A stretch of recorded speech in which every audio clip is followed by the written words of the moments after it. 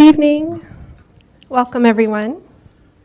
Thank you so much for being here. Hopefully you've had a chance to stop by the table in the back and pick up a budget and brief, and also a short survey. One of the things we'd like to do is hope that we get your feedback on kind of what you knew about the budget as you walked in the door tonight, and hopefully that you've learned some valuable information and have a little more as you leave tonight. So we'd like to kind of survey that and appreciate you filling that out before you leave and just leaving it in the back for us. We will be referencing this throughout the presentation. We'll also have some information up on the TV screens here. And we are using the microphones tonight because this meeting is being live streamed, so folks that couldn't make it here in person do have the opportunity to watch it from home. It's also being recorded and will be put up on the website for later reference as well. And with that, when we do record, we would like to collect all of the questions that you may have in the audience as we get going. So we do have a few staff on hand that are going to be running around microphones to you as you have questions. We hope this will be a very interactive meeting. We want it to feel very informal, feel like you have an opportunity anytime throughout the presentation to please just let us know if you have a question, and we'd like to answer it just as you have it. Okay. So with that, we will get started and introduce ourselves. I am Linka Diaz. I am the Administrative Services Director here for the city. I've been with the city about 4 years, almost to the day, and most of the time I've been in the role of Human Resources Manager, and since about a year or so ago in the role of Administrative Services Director. My Administrative Services Department consists of Human Resources, Finance, and Information Technology. And my contact information is up on the slide. It's also on our website, and we'll show you how to find that. And my name is Dan Jacobson. I am the Finance and Budget Manager currently. I've been with the city a little over 3 years. I was actually hired in as an analyst in HR, working for Linka, and then switched over to Finance Manager a few years ago. So one of my primary responsibilities is the budget and interfacing with the Finance and Audit Committee, and so trying to communicate that, and this is one of our efforts to do that. And so my information is also up there, and you will get to see an interesting picture of me in just a little bit on the website. We love our pictures. Okay, so let's start with why we're here. We heard from some folks that come into this room on Tuesday nights and appear before the City Council and want to provide some input on items that are before the Council for decisions, and that they need more context or kind of a greater understanding of what the item's about or why it's even here before Council. So for our department, we thought starting with the budget may be a good way to just provide you all with more information, as well as resources where to find that information so that you feel better prepared or know where to go for more information as you're preparing for those meetings or just for your own understanding. So the idea of this informational workshops came out of a city leadership team meeting. So our executive team, which is comprised of the members of all of our department heads, our assistant city manager, deputy city manager, and our city manager, meet and talked about how folks were thinking they needed more context, wanted a little bit deeper understanding of some of the issues, and thought just putting on these kind of informal workshops to provide you with more information, give you an opportunity to ask questions would be a way to do that. So as I mentioned tonight, we'll be focused on the budget. And we're going to just go over the framework, a very high-level overview of the budget and kind of the structure of the budget itself. We are going to talk about projects as well, not specific projects, but just projects in the context of how they get incorporated into the budget. And then how you can be a part of developing the budget. There are a variety of public opportunities for you to provide input to the council as it's being developed, and we'll make sure you're aware of those. And then again, where to find more information. Okay, any questions so far? Okay. So we'll jump into the purpose of the budget, which is why do we create it in the first place. Basically, the purpose of the budget is to fund the City Council's mission. So the City Council determines what the priorities are, and they say this is the direction we're going. Then it's up to us to put together a spending plan and recommend that plan to the City Council for approval. So we create a budget every year. That budget starts on July 1 and goes to June 30th. The budget will also set regular employee staffing levels. So we have a maximum number of what we call full-time equivalent employees. And what we mean when we say that is a full-time person, someone that works a regular 40-hour work week throughout the year would equal one full-time equivalent, or FTE. And so they set a maximum number of FTEs that we can hire in a year, positions that we can fill. And so that is part of the budget each year. It also includes the various titles of positions that we can hire and fill. The budget also helps to identify areas of opportunity or need.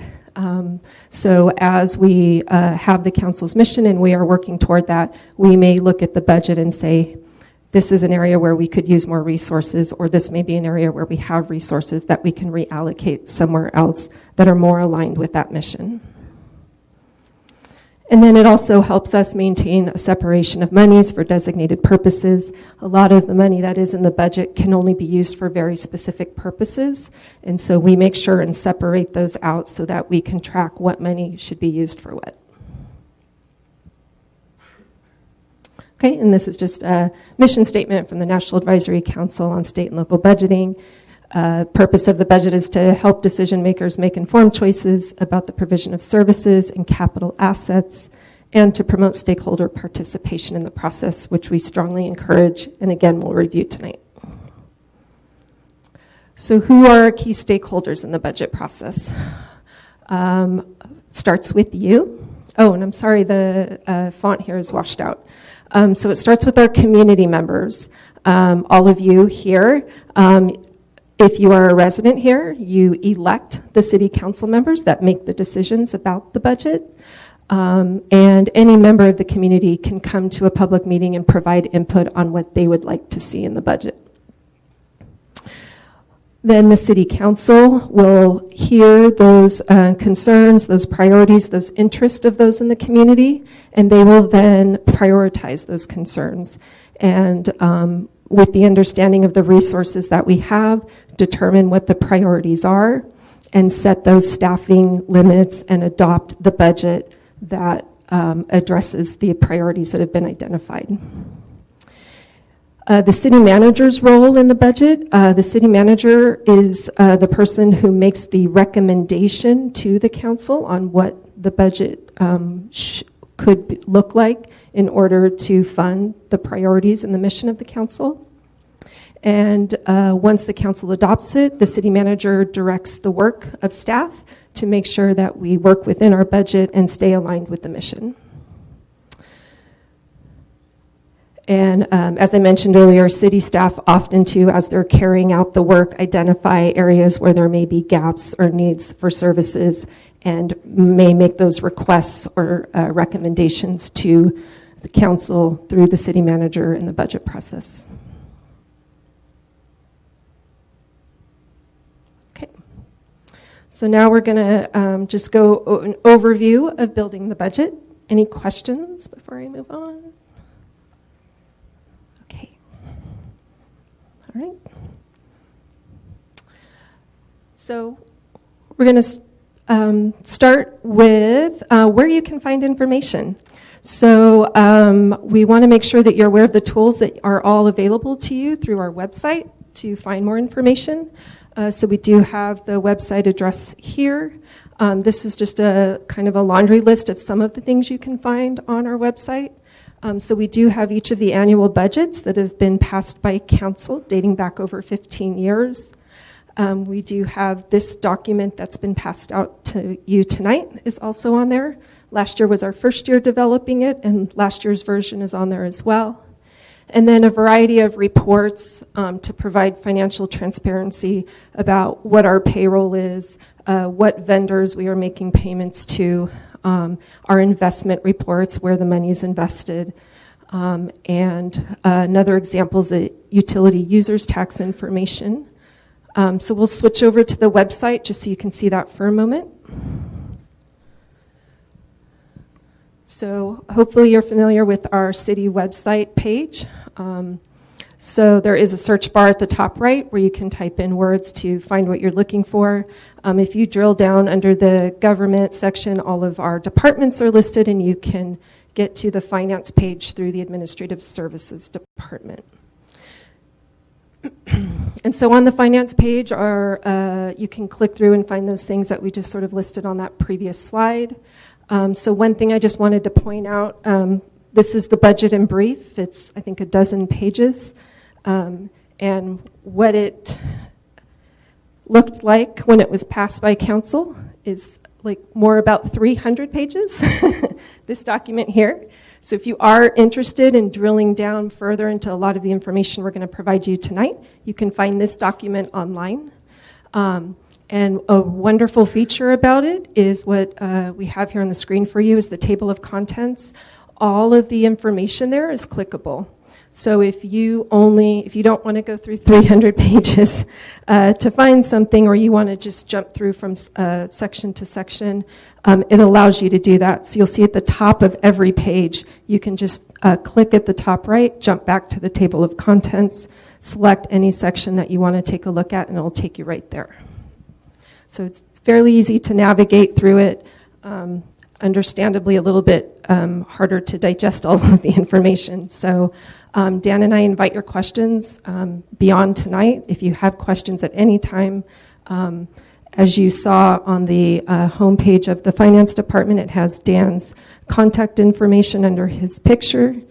And if you, under the administrative services homepage, you can also find my contact information as well. Okay. Great. Questions?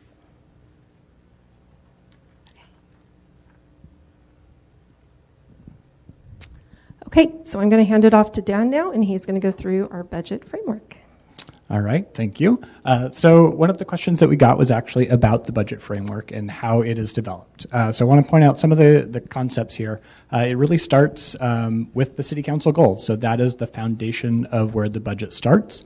The City Council gives direction. They have annually a goal setting session that they tell city staff what the priorities of the community are, where the efforts should be focused, which projects should be advanced, which things are most important and need to happen, as well as what the services are that they should continue to provide. During that same goal-setting session, yes, actually, Ron, we have a question. Just a second. So we want to make sure that all the questions are recorded, which is why we're bringing you a mic. Has the City Council established the goals for the 2021 year? Not yet. So that was actually part of the reason that we are having this session now, is so that everyone can understand when that goal setting happens and be part of it if they wish to participate. Okay, so I believe, and since I see Starla in the room, correct me if I'm wrong, January 30th is the goal setting session for this year. So for the next budget cycle, goal setting will happen on January 30th. So again, so that's the very first step in developing the budget. So the framework starts with the City Council goals. At that same session, the City Council will revisit the budget principles. So there are a number of principles that have existed for a few years now. I think 2014 was the beginning. And they iterate on them each year. So they take a look at them and see which things they want to continue working on, but in terms of the overall concepts, give me just a second. There are things such as promote long-term fiscal sustainability and a number of sub-bullets that really address that and how to make that happen. Enhance and maintain services, manage staff capacity, and communicate the city's financial position. So those are the ones from this last year. The City Council will consider whether those should be updated, whether they should be changed, and then those will guide much of how the rest of the budget is developed. Once those principles are adopted, so they're considered at the goal setting and then adopted shortly afterward, then some of the budget assumptions are considered. So these are things where staff takes a look at revenue trends, what things should be considered, so what the economic climate is like, what the different structural factors of the city look like, and any known things that might, or known or expected things to that will happen. So those set sort of the boundaries of how the framework is developed, and then a baseline budget is developed. So this is frequently similar to the prior years, taking into consideration, again, what the City Council has determined from their goals, what their priorities are. So if there are areas that the City Council said to take a longer look at, prioritize, put more resources toward that would change from a prior year. Or if they said no longer provide that service or reduce that service, that would be something that would adjust the baseline budget. So economic trends, those are included. And then, I guess I got a little bit out of order there. So revenue forecasting is part of it. So part of it is the different categories of revenue, which we will get into shortly. And then part of it is, again, which services are provided, since many of those are paid for directly by the people who use the services. And then some of the last things that are considered are one-time monies. So one of the things that council regularly considers is that there are sort of structural monies and there are one-time monies, and making sure that any one-time monies are used for one-time purposes rather than ongoing purposes. And then the last thing is service level enhancements. So Lenka mentioned before that there are sometimes areas of need or opportunity. So these can be incorporated in what we call service level enhancements, and that could be anything from this most recently, I think we did additional fire protection services, so updating some of our fire protection stuff around town. And that was sort of a regulatory need, but there could be things such as increasing the hours of operation at the library. So each of those would be considered a service level enhancement and really work into the budget framework and how it's developed. Any other questions? Ron, I appreciate you starting us off. Excellent.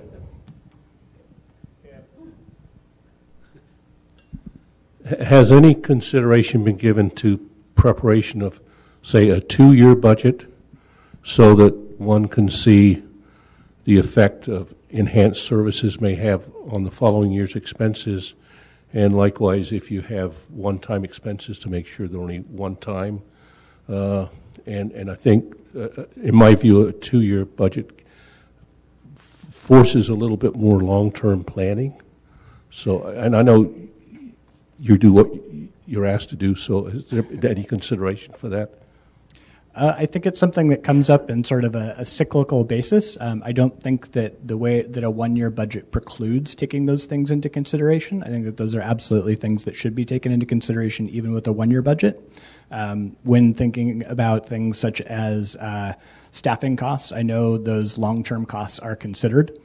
So those are simply because it's looking at a 1-year window does not mean that all of the downstream effects of any change up or down in a service level is not considered. And then the city does a regular mid-year budget review anyhow, which would be simple or similar to what would happen in a 2-year budget cycle. Instead of having a 1-year mid-year budget review, there would be a mid-year, a 1-year, a 1.5 year, and then another look at the 2-year cycle. So it's not something that we're strongly considering now, particularly because we are right now going through a new budget system, so we're doing an upgrade on that. So I don't think it's something that we can consider for this next budget cycle, but if that is something that you think the council should consider, absolutely do bring that up to them. Okay, so one of the things that we have mentioned a couple times is budget funds, and this is a little bit different from private sector and from the way you might consider your own budget cycle. So we do want to cover these a little bit. The first one is going to be general fund. So the general fund is the largest and most active fund in the city, and this is where most of the discretionary money is. So these are most of the staff services. Something like 83% of the staff costs that the city pays for come from the general fund. So those could be police officers, patrol vehicles, librarians, library books, myself, Linka for the most part, all out of the general fund. And then the revenue categories are a variety of them, but this is where most of the taxes that the city receives are. So general taxes such as property tax, sales tax, transient occupancy tax, which is frequently called hotel tax. Those are all in there. And then charges for services. So the property tax, or the taxes are general funds that can be used on a variety of services. The charges for services are those funds that are collected from the people that use the services. So this is where we would consider things like recreation classes. They would fall in that category. The general fund is available for a variety of uses, and one major point of distinction here is that the general fund this is the operating budget. It is a one-year plan, so to Ron's point, it is a one-year plan, and the appropriations that happen at the beginning of the year, starting July 1st, end on June 30th at the end of the year, so they don't roll over. And that's important as we talk about this next category, which is capital improvement funds. So these are a variety of funds. They range from the general capital fund to some special revenue funds to where some mitigation fees go. But these are for projects, so discrete infrastructure projects typically. They're meant to pave roads, sidewalk repairs, park improvements, those sorts of things. These are major projects, typically pretty large, very durable projects. And this is a 5-year plan. So the operating budget, talking about the general fund, is a 1-year plan. The capital improvement plan, given how long it takes to do some of these projects, is a 5-year plan. So there will be years where more money is added to a project. There will be years where previous money that was appropriated for a project is expended. So the money will roll over until the project is complete in this one. And those funding sources, again, grants are typically much larger here. Impact fees, so your traffic impact fee, construction impact fee, below market rate housing, these all fall in these ones. And many are very restricted in use. So we'll talk a little bit more about that later. And then the last one that we want to highlight is enterprise funds. And so for the city of Menlo Park, there's really only one. There is water service that is provided to some but not all of the city residents. And all of the funds in here are direct payments from those ratepayers.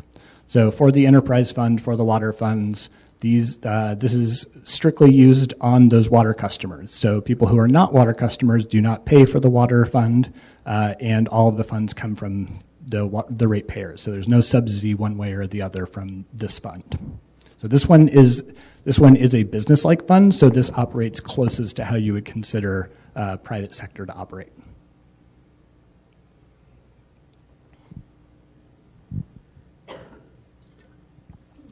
So this is a little bit difficult to see up on the screen, but this is directly from the budget in brief. So this is page 8. Is that correct, page 8? Okay, so looking at some of the categories on your general fund revenues, property taxes are one of the largest ones in there. So that's that large blue section on the right. Charges for services, so permit and planning fees, recreation fees, those will be your next category. And then some other general taxes, so the transient occupancy tax, the hotel tax that I mentioned earlier is in there, sales tax, and then a number of smaller categories as you go through there.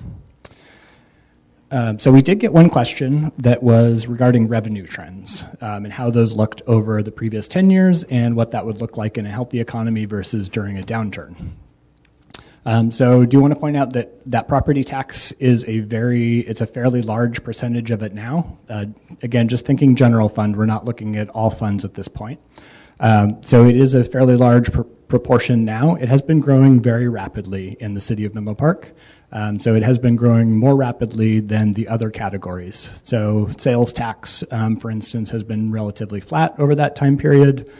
Charges for services, actually, they mirror the services that are offered for the most part.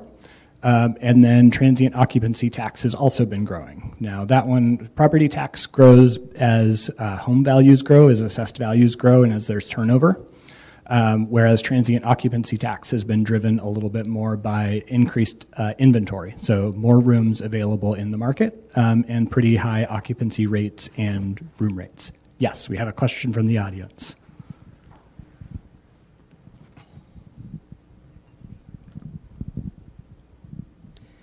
Good evening, and thank you for doing this workshop. Around the general funds, the revenues, general fund revenues, I think it would be helpful if we were to categorize where the funds came from. So, for example, to have a separate category for impact fees, and particularly fees that come in through development agreements. Because it's really a challenge weeding through each development agreement and then putting that money in a category and then figuring out where it's going to actually be spent. And then you can't tell if it really came in. You only know it said it's supposed to be there in the development agreement. Under property taxes, it would be helpful to also have that categorized so that you could see what's happening with residential property versus corporate property. And see what their level is. And then there would be a way of determining, well, if they're this percentage of Menlo Park, do those taxes really balance out with the way the system that we have? When it comes to license and permits, again, specifically identify where those fees come from, single-family homes, small businesses versus the larger corporations that we have here that are also doing an extraordinary amount of building, how much exactly that is. Thank you. So I'm actually going to take this opportunity to plug, as I mentioned before, we are working on implementing new budgeting software. And one of the great things about that software is some of the categories that you just mentioned will be available. You will be able to drill down and see the category that is development agreements. We separate that in our general ledger, in our accounting system, so we can identify some of those categories that you mentioned. Some of them are a little bit further down the road. We don't separate commercial versus residential property taxes, but some of these things will be available in the not too distant future. And also an opportunity to plug our website where we have a revenue map from this last year. So we took a look at where things are geographically distributed. So we are absolutely taking an opportunity, or doing our best to increase the transparency of our financial what financial information we have so that you can slice these things different ways and take a deeper dive into things. So our new budget software is not available just yet, but in the not too distant future, you will be able to drill down into some of these categories. So we're really looking forward to that in the not too distant future. Yes. Just a second. Which of the revenues does the city have an ability to control or influence? I mean, the property taxes, if they wanted to increase property taxes, could the city do that? Or any of these other ones? So there are a few levers. So this is actually relates to one of the questions that we received that I think we were going to get to a little bit later. The utility users tax is one of the levers that the city council has control over. So this has a voter-approved maximum of between 2.5% and 3.5%, depending on the category, but has been kept at 1%, which is below that for the past decade plus. So that would be one lever where the city council could decide to let that lowered cap lapse, and that would increase the revenue available to the city. The city can't change its property taxes, though. That is the state of California has Proposition 13, which sets a maximum rate. The city gets what percentage of that it does. And actually, in last year's budget and brief, we identified what percentage of your property tax dollar went there. The exception would be for a tax override that was like a general obligation bond. So the city has done those in the past. In the 2001 or 2 election, there was Measure T, which allowed that. So that would be one way to add on to the property tax a little bit. But generally speaking, taxes must be voter approved. And then the other levers that they have would be charges for services. So I mentioned that those tracked what the actual service provided was. The city council does have a cost recovery policy, which determines how much is subsidized. So for things like single-family residential building permits, that cost recovery is 100% because the user or the applicant for the permit gets all of the value from it, and the council doesn't see a reason, or has not in the past seen a reason to subsidize that. Whereas recreation fees could, in some cases, be somewhat subsidized. So the fee that they pay doesn't completely cover the cost of the service. So that is something that will actually come before the council, not necessarily related to the budget process, but does on a regular basis so that they can determine what things and to what % they want to subsidize. So I have a related question. So what you said answers, I'm reading the more detailed budget document, and it talked about needing to get city council or voter approval to increase the hotel tax. But I read in other towns they're thinking of doing things, or they have, new taxes such as employee taxes for large companies of 50 or more employees. So would that need a voter approval too? I don't think they did that elsewhere. So Yeah. what new forms is, we could consider other new forms. There are certainly mechanisms out there that allow cities to collect larger amounts of revenue, but taxes do need to be approved by voters. So general taxes have a 50% threshold, and special taxes have a 2/3 threshold. Oh, and one thing, Pam, since I forgot to mention this, the impact fees, none of those are in the general fund. So that's one of the restricted revenue categories where impact fees must be used on projects that directly mitigate that impact.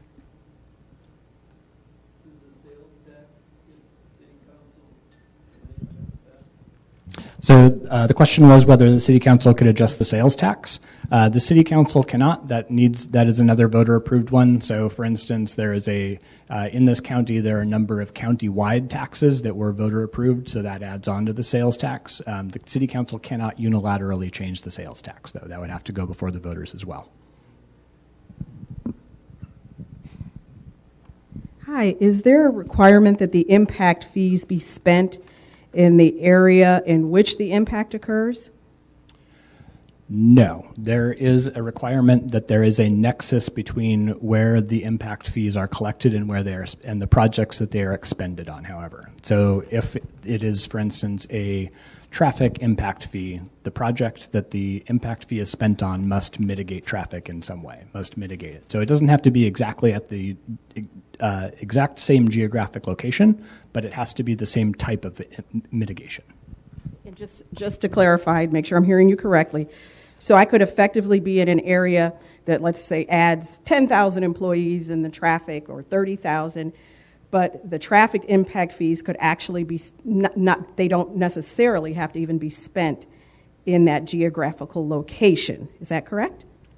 Well, so they will be spent within the city, so it's not as if it's terribly I'm sorry, far the area where the impact is, occurring, like pretend you have a project in District 3, for example, or maybe District 1. So you don't have to spend those fees in that area, even though the impact occurs there. I mean, just in general. So the idea is that the nexus between the fee and the mitigation is that the mitigation will affect where that development happened in some way. So it could be adding a bike path a half mile away that then lowers the number of car trips in that area, even though the bike path itself is not directly there. Okay. So not directly proportional then, in terms of the financial amount. Not the exact same geographic location, but there does need to be a nexus, so it must be connected. I thought I saw another hand. Okay. Okay, so we moved on to the questions. Oh, we got both of these, I think. Downturns. So one of the things that I did want to comment about downturns is that this is something that we take a look at on a regular basis when we do our forecast for developing the budget. We take a look at what would happen in an economic downturn. Some things are fairly robust. Things like property taxes are unlikely to increase at the rate that they have in the past, but they're also relatively unlikely to plummet. This is a very desirable area, so property taxes assessed values are fairly durable. Sales taxes, a little bit less so, and transient occupancy taxes typically not as much, though they bounce back a little bit. And then things like the aforementioned charges for services, those are likely to decrease as people spend less on city services. But generally speaking, the city of Menlo Park is very financially sound. There is not anything that we see currently in the future that presents a major threat. Oh, and I missed the UUT one. I know I talked about UUT before, but I didn't get it. So why is the utilities user tax kept at 1% rather than the maximum 3%, which is about an average of the two categories, to pay down the unfunded retirement debts more quickly? So part of this is that the utility users tax is a general tax, so it can be used on anything. It doesn't need to be focused on just any pension liabilities. But that is one way that the city council could allocate it. However, this is really based on what the city council determines the priorities are. So the city council has dedicated some funds to paying down the retirement or the unfunded pension liability more quickly on an accelerated schedule. It's not necessarily directly from the utility users tax, but from the city's accumulated reserves. That said, the reason that they have kept it at 1% rather than the maximum is because it is an available policy lever. If it's not necessary to balance the budget, then the city council hasn't necessarily determined that they should tap into that revenue source if it's not necessary. But this is something that they do consider every year. So it's something that they could consider at any time, and in fact, could decide partway through the year with a certain amount of notice that they wanted to change if they determined that that was necessary. And then that sort of leads into the other ones. Once those debts have been paid off, planning to keep the utility tax to use toward other projects, so infrastructure, library, childcare services. So again, this is a general tax. It could be used on any of those, but if it's not necessary, the city council determines whether or not it is necessary to leave at the lower rate or increase if there are needs for those revenues in the future. So that's something that's regularly under consideration.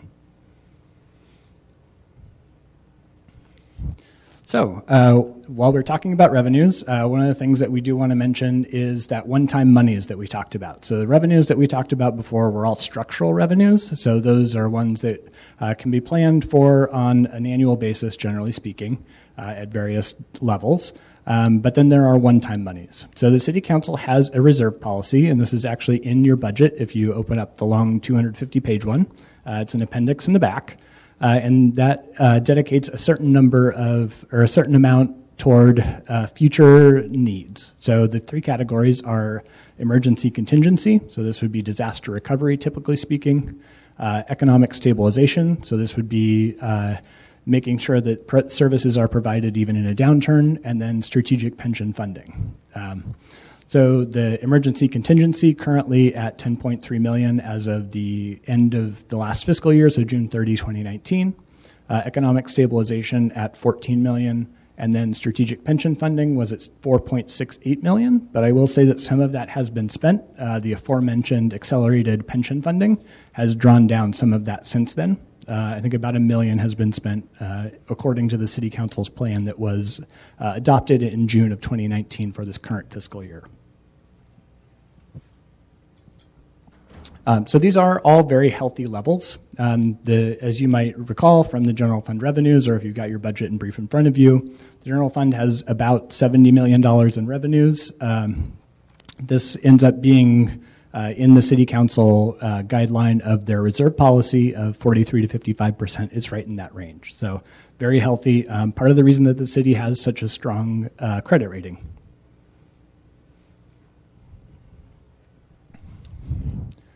Okay, so back to some of our community questions. So we tried to take all of these. We got a number of them from a number of different sources, so thank you for everybody that sent them in. We took them through about noon, so hopefully if you sent one in, it was before then and it will be included in here somewhere. This one is, what will Menlo Park look like in the next 1, 5, 10 years? I don't have a crystal ball. It's a little tough to say. I suspect that it is... So it will be somewhat similar to the previous path. So Menlo Park has been growing somewhat less rapidly than some other areas. So the population increase has been somewhat less than other areas. The revenue sources, as I talked about, the revenue trends, property tax increase has been extremely strong for a long time. It is If I were to speculate, and pure speculation, I would say that it will taper off somewhat, but continue to be very strong. I would think that even in an economic downturn, it would remain fairly high. I suspect that other sources, such as sales tax, will probably not continue to grow rapidly, since those are tied somewhat to population. And as I mentioned before, each year we do a 10-year forecast. So we try to look into a crystal ball or a simulated crystal ball and determine what the future might look like. So each of these blue bars on the left that you see over this 10-year period, and this is from the current year's budget, those are all the revenues that we've been talking about, and those are general fund revenues. The gray bars on the right are the general fund expenditures, which we'll get to in just a moment. And then that blue line that goes through the middle of it, all above zero, is the operating surplus. So this is the difference between the revenues the general fund collects and the expenditures in the general fund. So you will see a dip there. There is sort of the expectation that at some point in the future there will be an economic downturn. We don't know exactly when that will happen. We don't know that it certainly will happen, but we do plan for it. And we run a stochastic model, so we sort of simulate 1,000 different potential outcomes and then average them all together. So this is what we think it might look like in the future, but generally speaking, very strong. And then just want to point to that last one on the end there. The City Council's adopted accelerated pension funding strategy increases the surplus a lot as one of the unfunded liabilities is completely paid off at the end.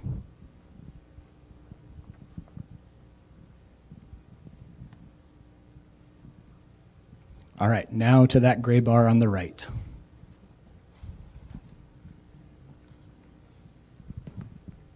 Okay, so now we're going to reference page 9 in the budget and brief document, and that's the expenditures. As Dan noted, we had a little over 70.6 million in revenue, and we have an budget of 70.5 million in expenditures, so a very balanced budget. And the way we've broken it down in this document is by kind of department or functional areas. So you'll see that our largest portion, the green portion there on the right, is our police department. And this includes, as Dan mentioned, the general fund, so the services, the personnel, all of the benefits and salaries associated with our personnel, the supplies, everything that's needed to operate a police department. And just below that, we have Public Works. Public Works includes 3 divisions. We have our Transportation Division, our Engineering Division. They handle a lot of the projects that you'll see out around town, the capital projects that Dan mentioned earlier in our capital improvement fund, and as well as maintenance. So all maintenance of all of our parks, our streets, trees, our vehicle fleet, and as well as we do have water in our maintenance division. Most of those are in that enterprise fund that Dan mentioned earlier. And then we have our Community Development Department. Community Development Department also has a few divisions. They have Housing and Economic Development, as well as our Building Division that does all of our building inspections and our code, and then our Planning Division does all of the plan reviews, building permits. You'll be interfacing with our Community Development Department. And then our Community Services and Programs includes both our Community Services Department and our Library Department, our Library Services Department. So again, those are going to be all the operational expenses associated with delivering those recreation classes, our child care program, as well as both of our library facilities. And then in the Elected and Administration, the orange bar, that includes the Administrative Services Department, so Human Resources, Finance, Information Technology, as well as our City Manager's Office. And that includes our Sustainability Division as well. And the budget that we have for elected officials. They receive a very small stipend for the large work that they do. So that's just a breakdown, one way to break down the expenses. Again, in our larger budget book, you have a lot of other breakdowns of ways to see the expenses in different ways.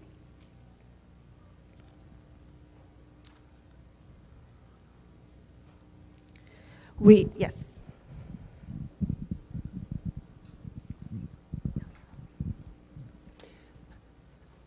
This bar is really helpful, this circle. So I look at the police department at 30% of our budget, and I understand all of the things that are necessary, including personnel and including the retirement that you have to put aside for that. And when I look at it, it looks to me like it's an extraordinary amount of money for a city our size and for this budget.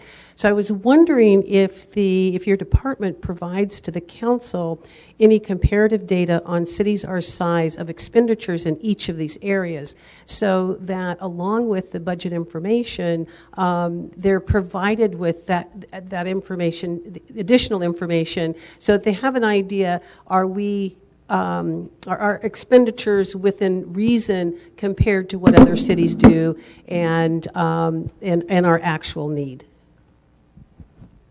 That is not something that's a part of our regular process, just as we provide information on the budget each year. However, as requests come about, that is something that we sometimes do provide, especially when it comes to staffing and salaries. So that is one benchmark that we often use is for salaries, where we look at comparative data from other cities. Would you consider this a formal request for that information to be sent to the council and to staff? Because I think it would be really useful if we were all better informed to understand whether or not our expenditures are reasonable in the areas where we spend our money. Thank you. And to piggyback a little bit on that, I'm not seeing here what percentages of each of these departments are salary-based, what this $21.12 million for police is salary, and for each department. In addition to that, kind of to mention comparative FTEs for other cities compared to Menlo Park, to see if the staffing is in line with other cities, because I'm assuming most of the budget is in fact going to salaries. Yes. So we do, in the larger budget document that we've referenced online, each department has its own summary, and it does have breakdown of various costs. So you could see within departments how much is allocated to personnel versus supplies versus services. So that is available online. And then with regard to comparative data, I think back to the comparative data, we will be incorporating some of those discussions into this year's budget cycle and the conversations that we're having as that has come up. So look forward to those probably at a public council meeting in the future. Yeah.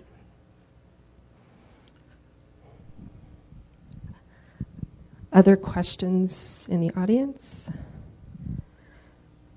We do have a couple of community questions that came up, and I apologize, I don't know if I mentioned at front, these community questions are coming either from a response to the postcard that I hope all of you received in your mailbox announcing this workshop. So we're answering those questions, as well as those folks that are signed up on our website to receive information about events. Some of those folks also sent in a couple of questions in advance, and those are incorporated tonight here as well. So one question related to expenses was, my question is, how much would be allocated to Menlo Park local, I'm sorry, that's a typo, local nonprofits. So we don't drill down and slice up the expenses normally to that level of detail for every program. An example would be the second question, the budget for the Sister City program, can it be shown separately? How much is being set aside for that program? And should it be increased based on a potential change in the future? So most of the time that level of detail is done in the departments, individuals that are responsible for leading the program, supporting the program, will determine the budgets, and it will then get incorporated into their department budget, will then get sent into finance, that will then get incorporated into the budget document that we have online. So we don't have that specific information that we share publicly in this document. It will be potentially part of something we could see online later once we get our new software and we can develop it. It would be later down the line that we get it to that level of detail. But in here, it's not something where you're going to be able to find a specific program. Unfortunately, the document would probably be this big if we were to be able to show it that way. However, back to the first question regarding local nonprofits, the council has committed to a community funding allocation program. And so each year, a subcommittee of the council gets together and reviews applications that have been completed to apply for funds. That fund was just allocated this year. It's usually in December of each year. And so it was a total of $276,550 that was allocated to about 30 local nonprofit groups. And that's funded through our general fund property tax revenue. The city does have a policy that they will take a portion of the property tax revenue and they will make it available for that program. And then they take applications in each year and allocate the money out. I have the mic again.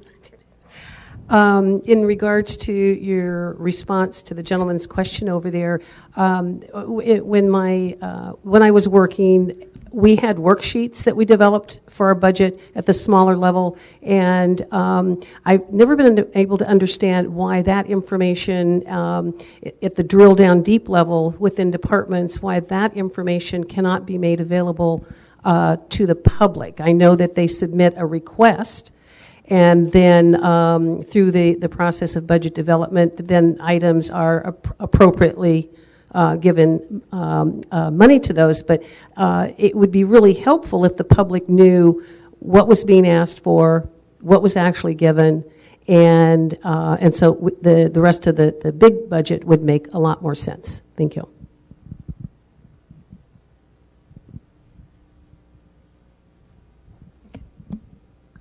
I think that's a line item detail that Dan referred to earlier, that with the new software, we think we'll be able to do that up to a certain amount of level of details. I think it'll be a conversation back and forth as to how deep that information is available.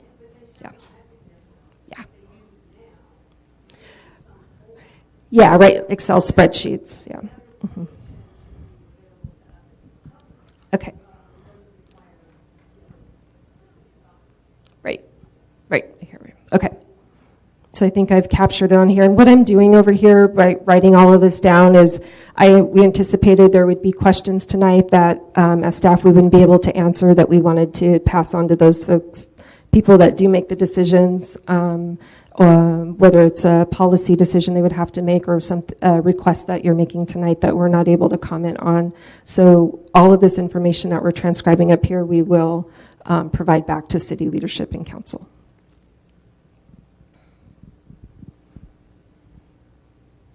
Other questions?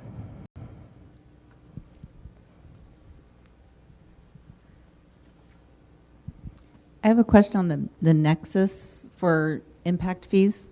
For example, let's say that there's horrible traffic in one part of the city that could be mitigated by building housing in another part of the city.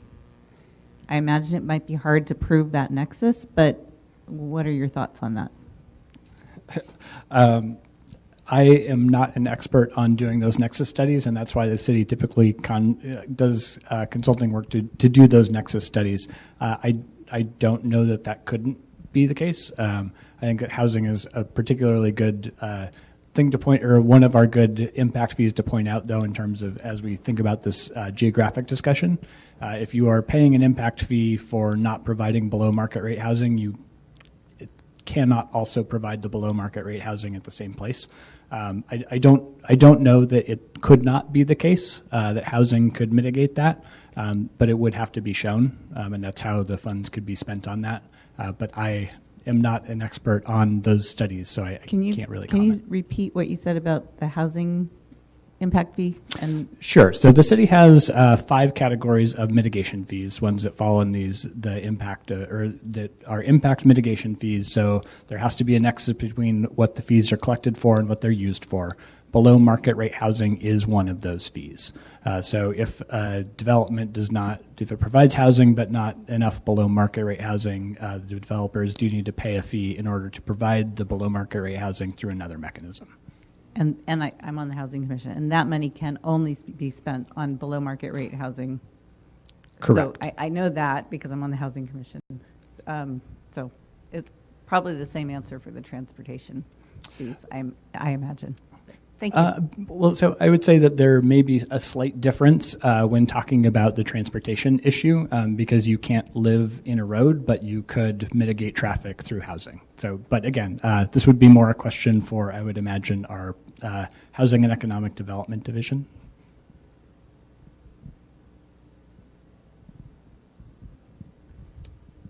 We're going to drill down a little bit more into staffing, but any questions first? Yeah. Is there any interaction between this budget planning process and the one of the county? And I imagine there's very little interaction with the state budget process. Just wondering how they interact. So there is some interaction. So some of the services that are provided by the county don't need to be duplicated by the city, for instance. So there are, the city tries not to provide services or has traditionally tried not to provide services that somebody else is also providing. And then some of the funding, it's not necessarily a use of money, but an understanding of where the money comes from. So some of going back to the framework about how the budget is developed, some of that is in some coordination with other organizations. The county and state both also do provide some grant funding to the city. So in that sense, some of the city's resources do come from other organizations.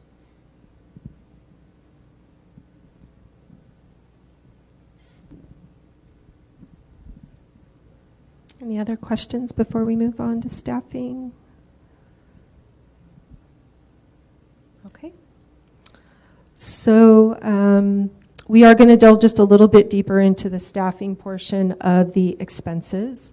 And just talk about how we provide services. So one way we would provide services is by contracting out with an outside vendor for those services. Examples are park ranger that was recently added back into the budget. That is not an employee of the city. It is someone who we contract with to provide that service. Plan reviews, there is an extraordinary amount of reviewing that needs to be done as plans come in for people that want to make changes to their homes, build brand new big properties. A majority of our plan reviews are done by an outside agency that we contract with. Water billing is another example of that. And then we do have some limited term employees. We have a couple categories of that. So we have temporary employees. Those are typically seasonal employees and here just for a very short duration for extra help. Those are your camp leaders that lead the camps in the summer for children. Those are also sometimes augment our staff in maintenance when there's storm drain cleaning or extra projects that need to be done in maintenance. We also have some in our library that help there. We sometimes will hire back employees that have retired from public service. We call them retired annuitants. So sometimes they have a very special expertise that they can come back and help with when we have a specific project that has a limited term duration that they can assist with. We also have the type of employees we call provisional. We've actually been making more use of provisional employees lately. So unlike temporary, where they're here for just a very specific project or seasonal, provisional employees are usually on for a little bit longer period of time, but they are not permanent employees. So they're usually brought on for a year, a few years. It can be up to a maximum of 5 years, and that's because we have a need that's been identified that we know is going to last for a period of time, but we're really not certain that we need to have a person indefinitely. So with the increase in the development activity that's happening, we could potentially bring on someone that would just carry us through that time period. An example that we have of that right now is in information technology. A few years ago, information technology master plan was passed. It identified a number of projects that needed to happen. Some of those are upgrades to projects and things that we anticipate may not carry on permanently, and therefore we brought someone in to help us through that project that we think will take a few years. And then we have our regular employees.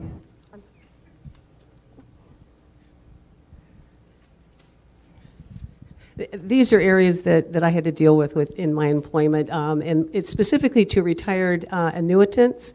What pension obligations do we then have as a city with those people, as well as with any of the other people? The other people I know we're only paying Social Security. But with the retired annuitants, what is our pension responsibility? 0. The best number. So with temporary employees, like you said, they receive Social Security, so they're not enrolled in the California Public Employees Retirement System, often referred to as PERS. However, I want to make sure and mention that our provisional employees are benefited employees, so even though they're not here in the long term, they do carry the pension liability while they're here, assuming they end up vesting in the CalPERS system, which requires a minimum of 5 years of service. And so for retired annuitants, they are receiving their pension from their prior public service. When they come here, we have to be very careful that they are here for a very specific project for a very limited term. We have to follow all the rules by PERS so that the hours that they put in here are not subject to pension. If they were to be, they would have to actually re-enroll. They would have to unretire and go back into the system. So.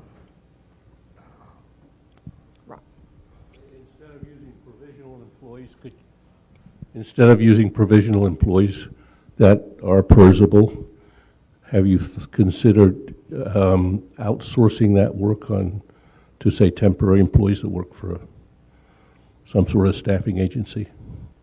Yes, and so we use a combination of all of this, and so when a new service comes up, a new activity that is approved that we want to start any kind of new initiative that would require personnel, these are all of our options. And so we look at all of those to see what would be the best option for this type of service. So any time that comes up, you should be looking, would it be best with a contract service or a limited term employee, or does it really require a regular employee? Because my understanding is, let's say you had somebody here for 5 years provisional, and then they went somewhere else that was subject to CalPERS as well. If they got a huge salary increase, we'd also be liable for some of the pension related to that new job where they have the salary increase. Is that correct? This is one of those it depends cases. It depends on the timing of all that. Yes, there would be some obligation for the city if there were drastic changes. There could be some unfunded liability created there. But generally speaking, when they accrue the service, the city pays for that service at the time that they're providing it. So that is the cost that goes toward CalPERS on an annual basis. But yes, I understand what you're saying. I would say the likelihood of that is perhaps slightly low.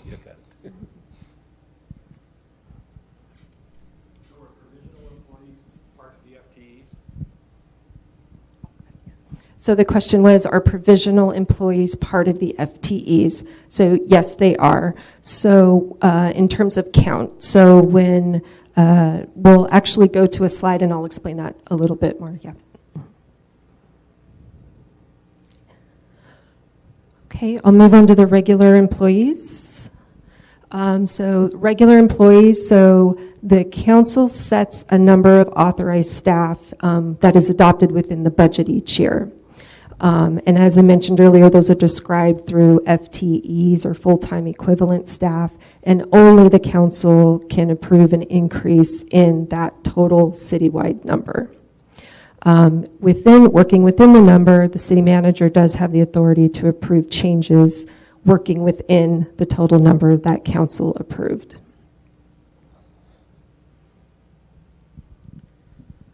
So let's take a look at how our staffing has changed over just the last couple of years.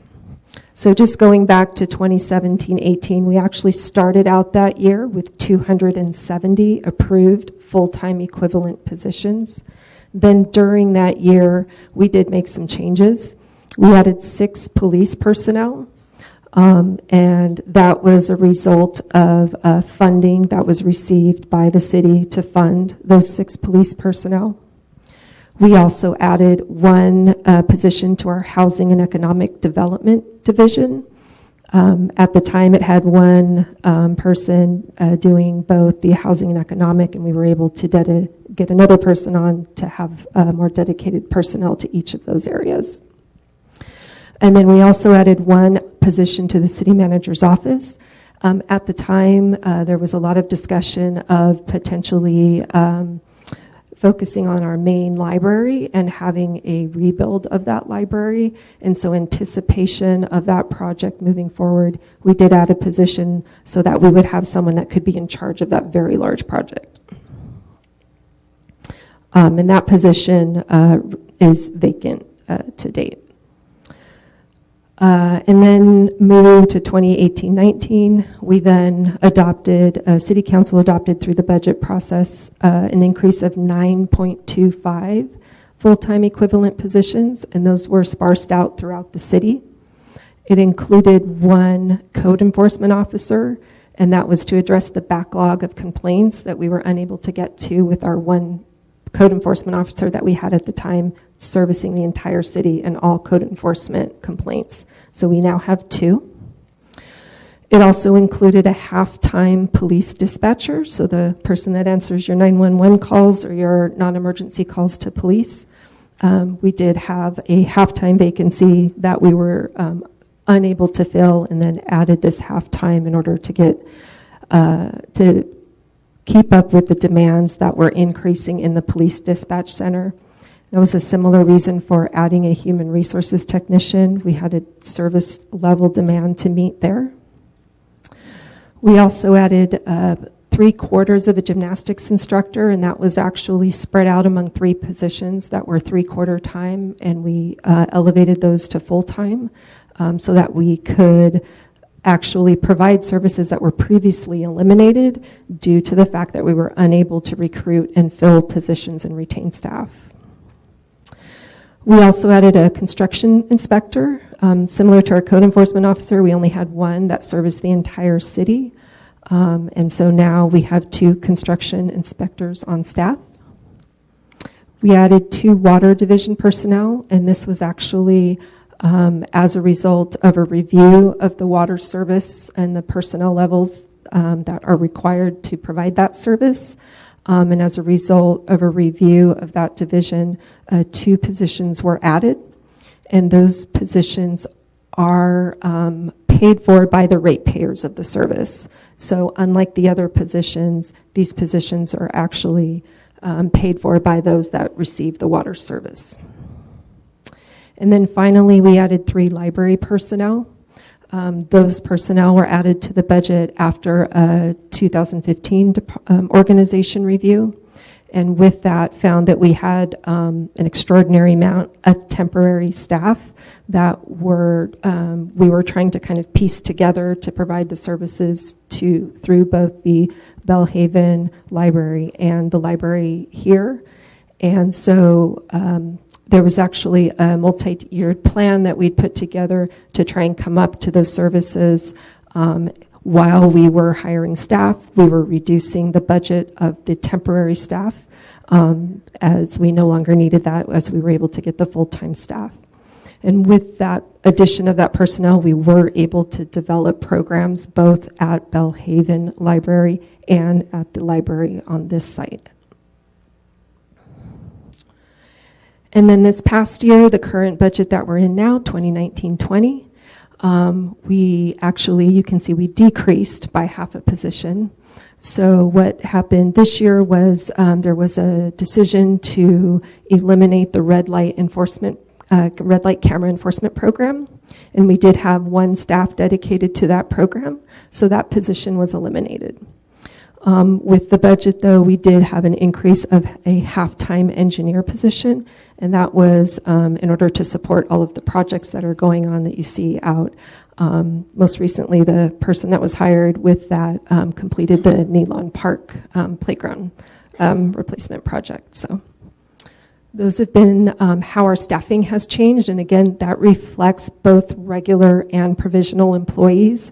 So when we hire that 200 and currently 286.75 full-time equivalent employees, those are all benefited positions. So if we bring on a benefited position, even if it's for short term, we make sure and that falls within that number.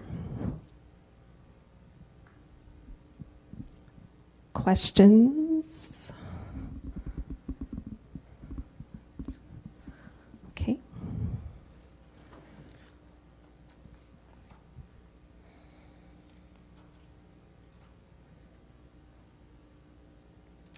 Okay. So we're now going to review the steps of the budget and the process. We're going to put a timeline to this for you later on in the presentation that will talk about the tentative schedule that we will have moving forward to build this next year's budget. But it does start with our city council having a goal setting session, and that is open to the community, and that is a wonderful time for you to come and let the council know what your priorities are, what you think the city's priorities should be for the upcoming year, which would be starting July of this year through June of 2021. And so that is when priorities get identified, and then we start to kind of drill down on those priorities. Each year it's a little bit of a different process depending on how council would like to handle that. But it is currently just been confirmed for January 30th. So that information will be up on the city website, and we'll confirm that to you in a timeline later as well. The next step is the confirmation of the budget principles that Dan mentioned earlier, and checking in with council to see if those principles are still ones they would like to move forward with as we build this next year's budget, or if they would like to make any changes. And then, again, as we talked about earlier, your baseline budget is developed, and that will be identifying what revenues, expenditures would be required to fall in line with the priorities that council has identified. Through that, we may identify that there are some needs. The service level enhancements is the term we use for requests to fill gaps that would require additional expenditures. And so if there are enhancements needed, then that information is transmitted through the city manager to the city council. And the city, we provide that information in advance of the total budget so you can see just what's being requested that would be potentially new this year. And so city council will consider those as they continue to discuss priorities and evaluate that on what are the highest priorities, the highest areas of need, the highest value opportunities that exist. And so the city manager will then propose a budget to the council. As Pam mentioned earlier, there's a lot of work done within the departments where we're putting together these worksheets, coming up with our line item budget, and then putting that all together to the city manager, who will then review everything and then make a recommendation to council. So we'll go through the service level enhancements first. And then there will be a full budget that will be recommended and brought forward to council. we first have a public hearing on that budget. So again, another opportunity for you now to see, I've given you my priorities, I've told you what I think is important. I'm going to look at the budget and see if I have any more questions, comments, concerns, requests about what I think that budget should look like. And so there will be a public hearing held in this room during a council meeting in which you can again come and provide your input on the budget. So we'll continue, council will continue to identify any changes that they want to happen, and then we will have another meeting where we will bring the budget here and ask that they adopt it for the upcoming year. So those last two meetings usually happen in June timeframe. Again, we have that on a later slide here for you. Okay, so we're going to do an overview, quick overview of the capital improvement plan. I just want to do a time check really quick since I know we said we would be out of here at 7, probably be pretty close depending on your questions. So.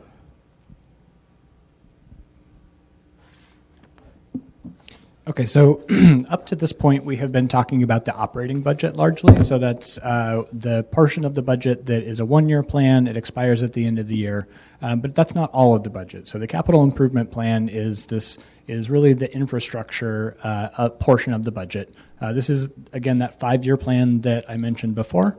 For those of you who have your budgets in brief out, this is pages 10 and 11. And this is really the community's vision for the short and long-term investment, the projects that are going to last for years and years and years.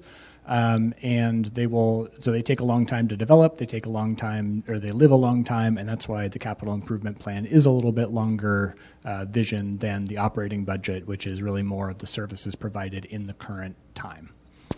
One major change that I want to highlight here is the operating budget is considered by council and adopted, but the capital improvement plan actually goes through planning commission as well. So this has an extra step that the operating budget does not necessarily have or doesn't have. And so that is one difference, and we'll point that out in the timeline a little bit later. So some of the major considerations for the capital improvement plan are new or evolving legal requirements. So I mentioned the fire protection, some of the sea level resiliency rise. There are a number of different things that come up every year that are based on new laws that need to be incorporated into the capital improvement plan. So that's one way that the capital improvement plan identifies projects that go into it. Another is strategic and master plans. So we mentioned the IT master plan a little bit earlier. The City Council recently adopted the Parks and Rec master plan. Both of those will inform which projects go into the capital improvement plan, and you'll see those in the various different categories. So you would see something in city buildings and systems, or parks and recreation, depending. And so while it is a 5-year plan, it is updated annually. So each year as the city develops the budget, as City Council considers the budget and then eventually adopts it, there are changes to this 5-year plan, even though, again, it is a 5-year plan. Some projects are completed and are then removed. Some projects are added, and that could either be in the current year, so there could be something that wasn't envisioned 4 or 5 years ago that needs to be added to the budget, to the capital improvement plan. And so those could be added, or they could be added several years down the road. And then it identifies funding needs and revenue. So there are different revenue sources that may exist in a current year that weren't identified previously, or just identifying what things are going to be needed down the road. So all of those are considered on an annual basis. So when we think about the resources, and again, these are the revenues that go into, that provide for the projects. Many of these are the restricted revenues that we've been talking about before. Mitigation fees are one of the major categories. Water would be another one we've mentioned a couple times. Special taxes. So general taxes that we talked about before, property taxes, sales tax, transient occupancy tax, those can be used on a wide variety of things, but special taxes have a purpose. So if it's a gas tax, it needs to be related to what the voters approved the gas tax on.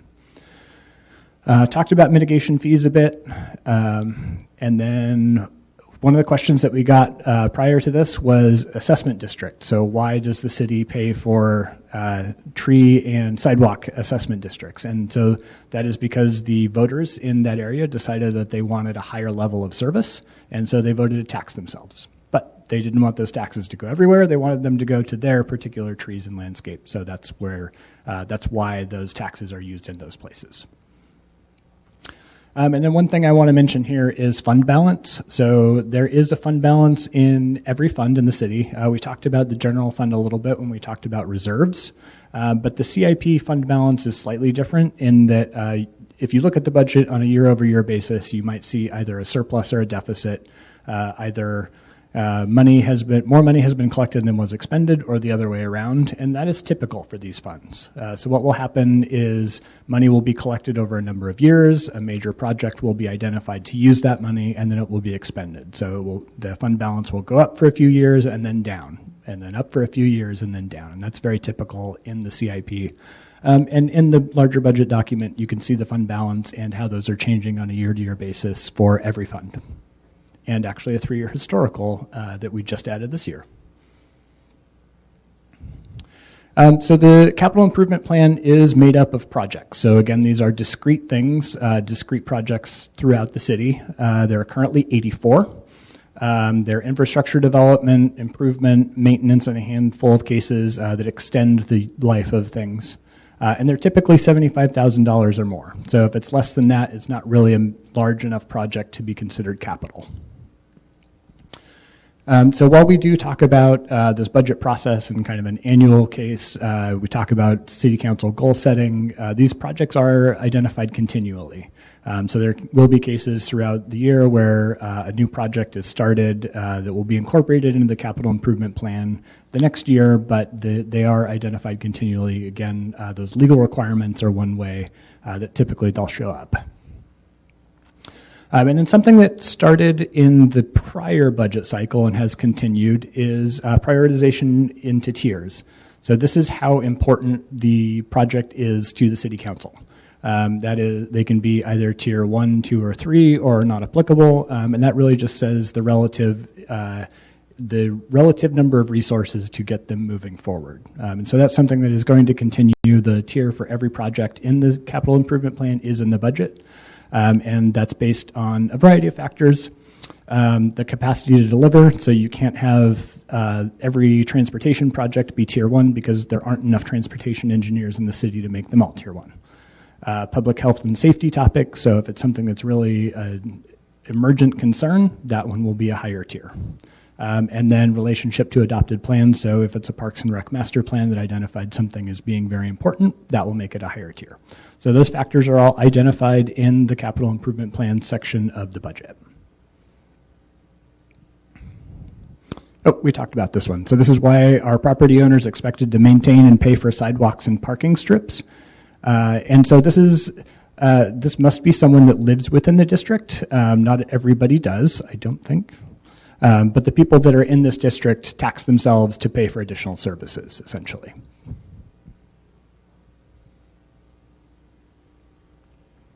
Okay, now one of the major, we do have a question. The question was, what district is that? So it's the Landscape and Tree Assessment District. So folks that are in that district will see an extra bill that they get on their taxes that say Landscape and Tree Assessment, and there's a number associated with it. I think it's a parcel tax, but I'm not positive on that.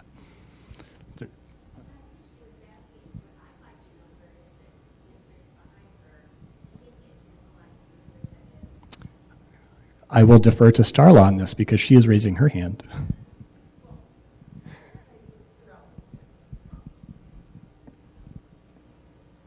So the answer was it's throughout the city. You mentioned the city had one enterprise fund regarding the water system, which covers about half the city. Since the pipes, or some of the pipes, are 100 years old or more, far exceeding the fund balance to cover that cost, will there be any discussion this year about the potential of selling the water enterprise to either Cal Water that services the other half of the city or equivalent? So actually, the city is undergoing a water rate study. It happened at the first meeting that I was invited to happened about 4 hours ago.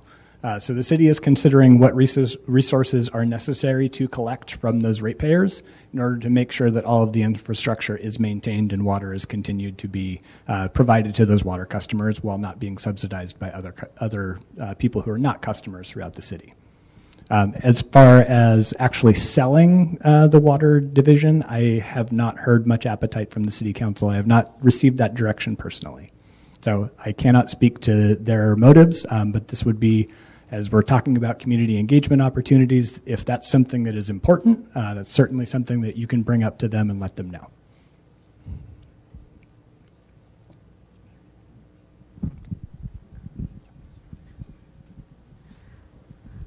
Other questions before we move on to the community engagement opportunities? Okay, we just have 2 more slides left. So just to want to make sure that you are aware of how to get in touch with the folks that make the decisions and what the opportunities are to participate in the development of the budget. So obviously anytime you have access to email the city council, we have an email set up for that. It's up here on the screen, city.council@menlopark.org. You can email to that email address at any time. You can come in person and speak at a council meeting. They're held typically the 2nd and 4th Tuesdays of the month, but we do have a calendar online. You can sign up to be notified when events are placed on that calendar. You can come here to those meetings, and there's always a part on the agenda called public comment where you can speak to any item that's not already on the agenda at that time. Or if something is on the agenda of interest to you, you have the opportunity to come and speak. We talked about the website. Also on the website is at menlopark.org/goal setting. We set up access so that you can comment on what you'd like to see. So if you're unable to attend, or if you are able to attend the goal setting session, this is another way to convey to council what your priorities are and what you'd like to see in the upcoming budget.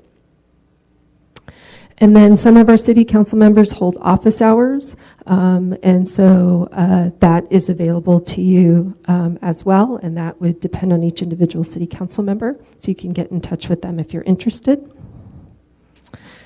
And this is our tentative schedule when we will be discussing the budget particularly.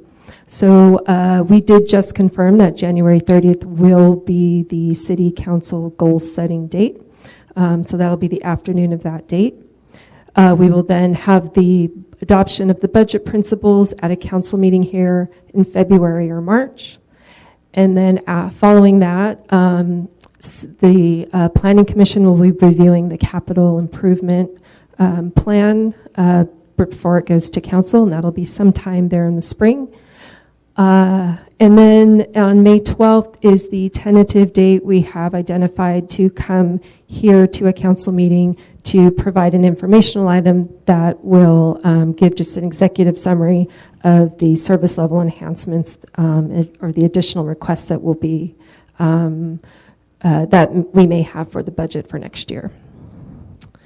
And then we will publish a proposed budget, so that'll be this full 200 plus page document will be published online, so you'll have access to that prior to a study session that again tentatively will be held May 26th, and that'll be again here in this room before council. So study session is a time where you can come again express your interests and what you'd like to see in the upcoming year's budget, as well as again on June 9th. That is officially titled a public hearing.